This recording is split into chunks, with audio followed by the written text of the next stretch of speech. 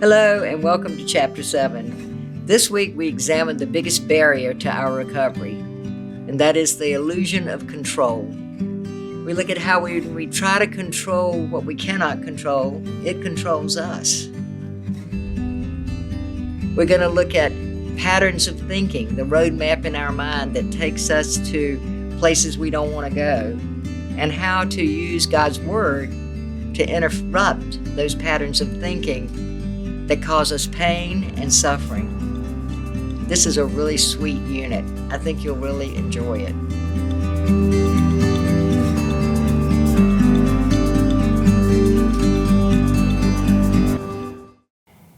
Probably the thing that blocks our path, or God's path to us, is more than anything else, is the illusion of control. We talked about that as one of the lies of Satan, that we can be God, we can make decisions, we can make things happen. And again, pointing out that, we have not even enough control to hold our breath for 2 minutes. But the illusion of control gets in our way. And so I wanted to talk about, just how that looks. Our brain is like a roadmap, and it has little neurological pathways. Like if I want to go to Cleveland from Middleburg Heights, I will go on Highway 71, and if I go north on Highway 71, I will go to Cleveland. I can't go anywhere else if I get on Highway 71. So what we see is that if you don't want to go to Cleveland, you shouldn't get on that highway.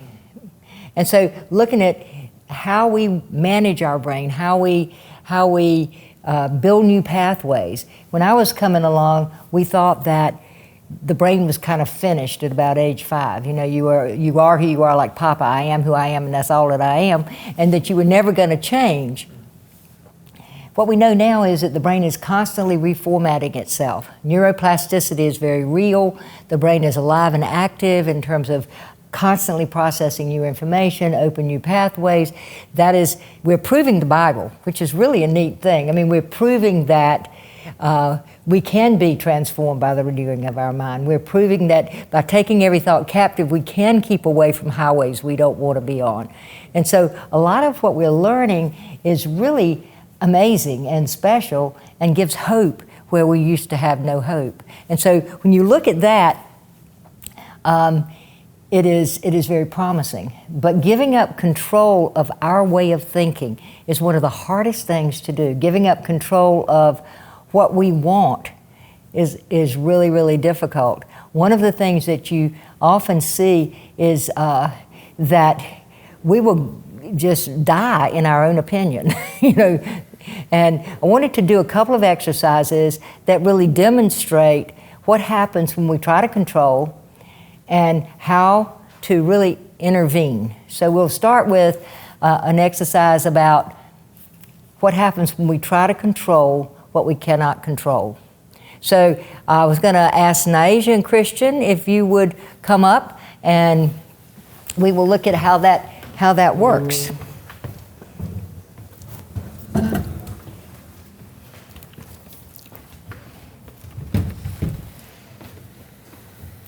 Now we are going to pretend that Naija is Christian's significant other person, and he is really wanting her to give him something that she has not done. So he is going to just ask her for what he needs and what he wants from her, and we'll just see what happens. Hey, Naija. Naija. Hello?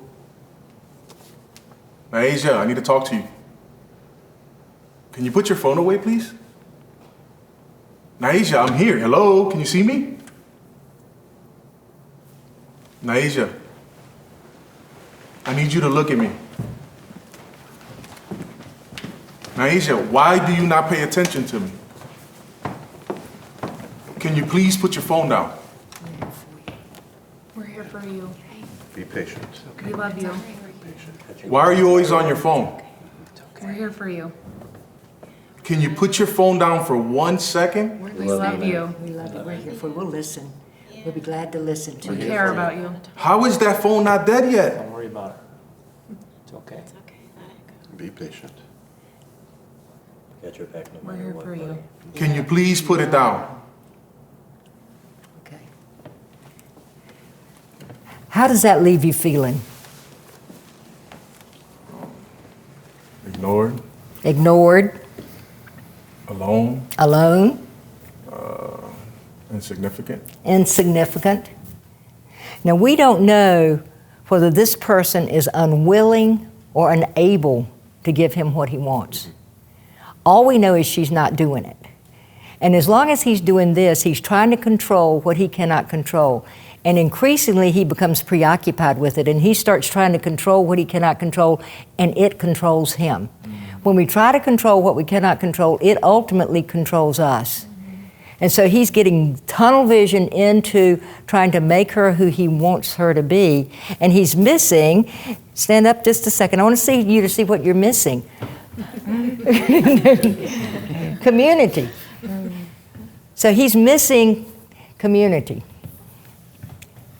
Now, what happens when he turns around to your power? It goes away. So now she has a choice of either standing up and coming with him, or he's on his way to a better life, you know, and she can either come or not come, but she no longer holds that power. And one of the things, thank you guys.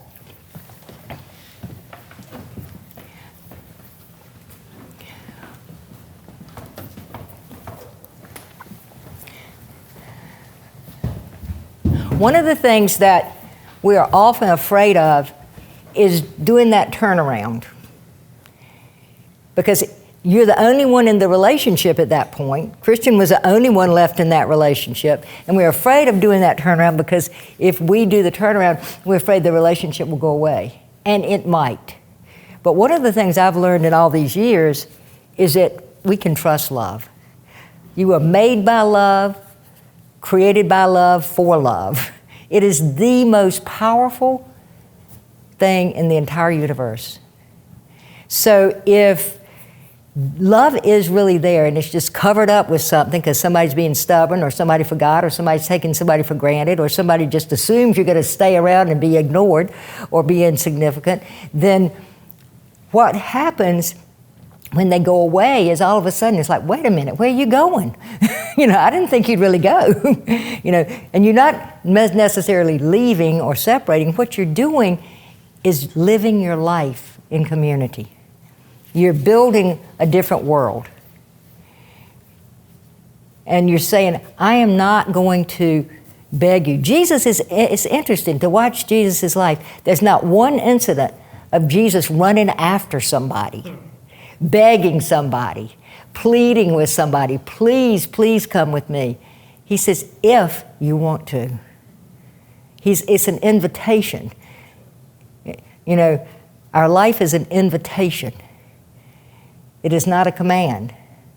So to really be able to say, okay, I'm inviting you to come with me, but I am not going to beg you to come with me. You know. So I'm not going to be preoccupied with this behavior. Great job, you guys.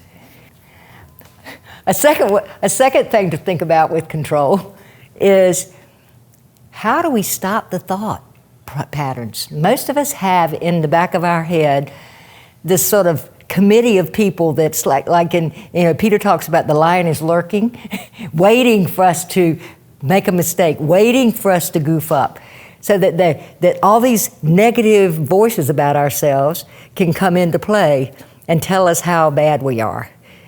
We call it the tour bus. You know, it's like we get on this bus and we go off into Never Land somewhere. You know, so I was going to do another exercise of how to intervene with that. God gives us the power to kill the negative voices in our head because He loves us. You know, we are His children. And so I asked Brandy if she would be willing to do an exercise with us in that.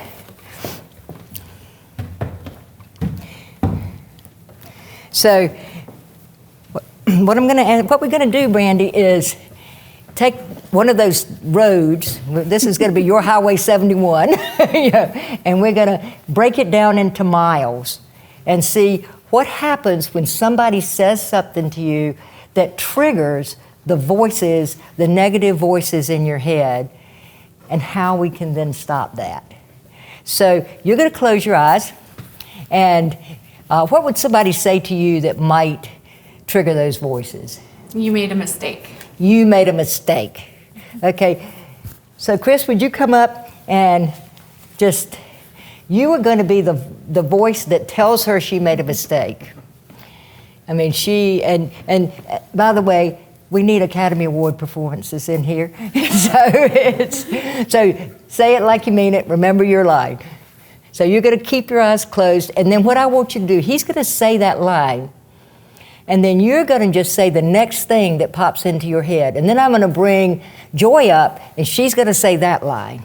And then you're going to say the next thing that pops in your head. I'm going to bring Christian up, and he's going to do it until we get around. Okay? Mm-hmm. You made a mistake. I'm letting him down. I'm letting them down. You made a mistake. I'm letting them down. You're not as good as you thought you were. You're not as good as you thought you were. You made a mistake. I'm letting them down. You're not as good as you thought you were. I should quit. I should quit. You made a mistake. I'm letting them down. You're not as good as you thought you were. I should quit. Somebody else will take my place. Somebody else should take my place. You made a mistake.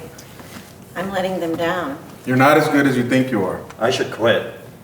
Somebody else should take my place. There's nowhere else to go. There's nowhere else to go. I'm nowhere else to go. I'm hopeless. You made a mistake. I'm letting them down. You're not as good as you think you are. I should quit. Somebody should take your place. There's nowhere else to go. I'm helpless. So when you get around there, you can open your eyes. When you get around there, you're not feeling so good. No. You've now quit your job. You're on the street, Not really and there's no hope of another job. I mean, so it's all done, And the interesting thing about this particular thing is the only thing that happened outside your head was You made a mistake. you made a mistake. Mm-hmm. Everything else is inside your head. And that's a really significant kind of a thing, because when everything else, and this can go anywhere, this can go to anger, it can go to fear, it can go to despair, it can really lead into depression, it can do a lot of things. So we allow this train to take off, then we are flirting with the dark place. So what we want to do is think of a verse that might override or might interfere with this train. So what would be a verse that might work? I'm thinking I can do all things through Christ who strengthens me. Mm-hmm. I can think I'm fearfully and wonderfully made. Mm-hmm. Can you think of one that might?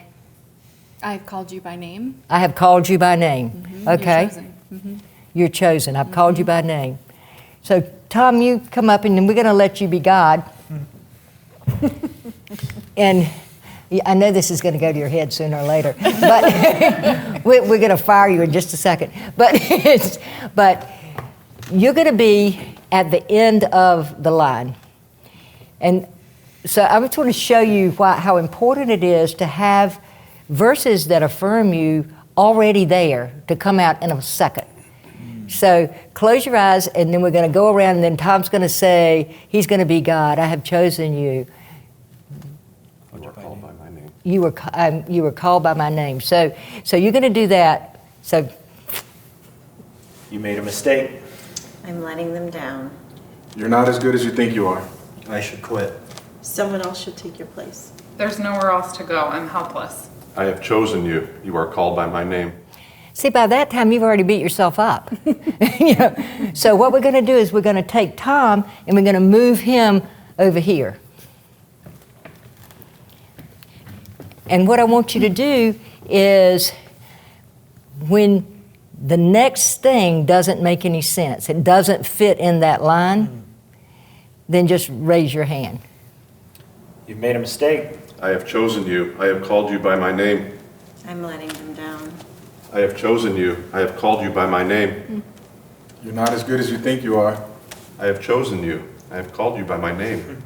I should quit. We should stop there. It doesn't make any sense. No.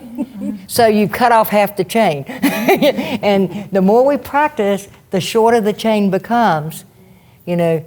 And if there is a verse that interferes with your favorite way to beat yourself up, then you should probably put it on your mirror and just do it every day about 10 times, you know, to really say, God's word is the truth about who I am. All of this stuff is not real. All of this stuff is my interpretation of things that aren't even my business. You know, the real truth is, I have chosen you. I have called you by my name. and that's where we do. Thank you.